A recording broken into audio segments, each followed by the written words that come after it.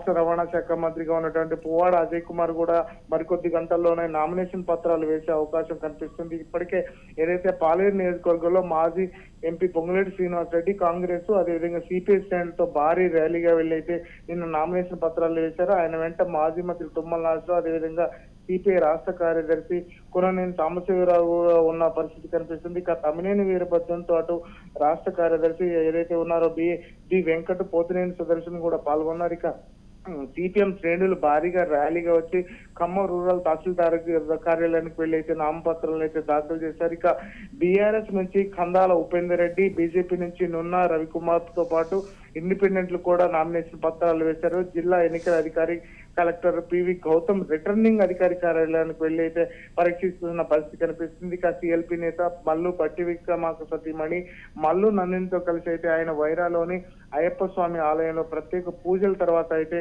ఆ మధురలోని భారీగా ర్యాలీగా వెళ్లి అయితే నామపత్రాలు అందించిన పరిస్థితి కనిపిస్తుంది. ఇక ఏదైతే పార్టీ శ్రేణులే కాకుండా మహారాష్ట్ర మాజీ మంత్రి అవినాష్ హాజరయ్యారు. అలాగే మధుర బీఆర్ఎస్ అభ్యర్థి లింగాల కమ్మల్ రాజు అదేవిధంగా CPM party Paladugu Bhaskar nomination పత్రాలు అయితే దాఖలు చేశారు. ఇక సత్తుపల్లికి వచ్చేసరికి సిట్టింగ్ ఎమ్మెల్యేగా ఉన్నటువంటి బీఆర్ఎస్ అభ్యర్థి సండ్ర వెంకట వీరయ్య ఆలయంలో ప్రత్యేక పూజలు చేసి భారీ ర్యాలీగా ఎంపీ ఎవరైతే నామా నాగేశ్వరరావు అదేవిధంగా పార్థసారథి రెడ్డితో కలిసి అయితే నామినేషన్ పత్రాలు అయితే వేశారు. ఇక సత్తుపల్లి కాంగ్రెస్ అభ్యర్థిగా ఉన్నటువంటి డాక్టర్ మట్ట రాగమయ్య కూడా నామినేషన్ పత్రాలను భారీగా ర్యాలీతో వెళ్లి సమర్పించారు. ఇక బీజేపీ అభ్యర్థి నంబూరు రామలింగేశ్వరరావు ఖమ్మంలోని సిపిఎం అభ్యర్థి ఎర్రా శ్రీకాంత్ నామినేషన్ పత్రాలు దాఖలు చేశారు. మొత్తంగా చూసుకుంటే మరికొన్ని గంటల్లోనే నామినేషన్ పత్రాల దాఖలు ప్రక్రియ ముగినుండడంతో అభ్యర్థులైతే భారీగా వస్తున్న పరిస్థితి కనిపిస్తుంది. ఇప్పటికే ఏదైతే ఖమ్మం నియోజకవర్గానికి సంబంధించి ఇప్పటికే 88 నామినేషన్ పత్రాలు అయితే దాఖలయ్యాయి.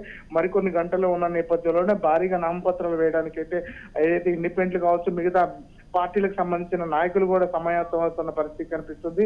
మరికొద్ది గంటల్లో ఏదైతే ఖమ్మం రాష్ట్ర రవాణా శాఖ మంత్రిగా ఉన్నటువంటి పువ్వాడ అజయ్ కుమార్ కూడా నామపత్రాలు వేసేందుకైతే భారీ జన సమీకరణతో వస్తున్న పరిస్థితి కనిపిస్తుంది. ఇప్పటికే జిల్లాలో ఏదైతే పొంగులేటి శ్రీనివాస్ రెడ్డికి సంబంధించి ఇప్పటికే ఆయనతో ఐటీ రైట్స్ జరుగుతున్న నేపథ్యంలోనే మొదటిగా తన ప్రసాద్ రెడ్డి గారు నామపత్రాలు దాఖలు చేశారు. నిన్న పొంగులేటి శ్రీనివాస్ రెడ్డి ఏదైతే ఐటీ అధికారుల నుంచి ప్రత్యేక అనుమతితో వచ్చేసి నామపత్రాలు కూడా దాఖలు చేసిన పరిస్థితి కనిపిస్తుంది. ఇప్పటికే జిల్లా వ్యాప్తంగా కూడా కాంగ్రెస్ జోరు కొనసాగుతుందని చెప్పేసి ఇటు కాంగ్రెస్ వాళ్ళు చెప్తుంటే అటు బీజేపీ కూడా తమ సత్తాను చాటుతామని చెప్పేసి ఇప్పటికే పువ్వాడ అజయ్ కుమార్ కూడా చెప్తున్న పరిస్థితి కనిపిస్తుంది.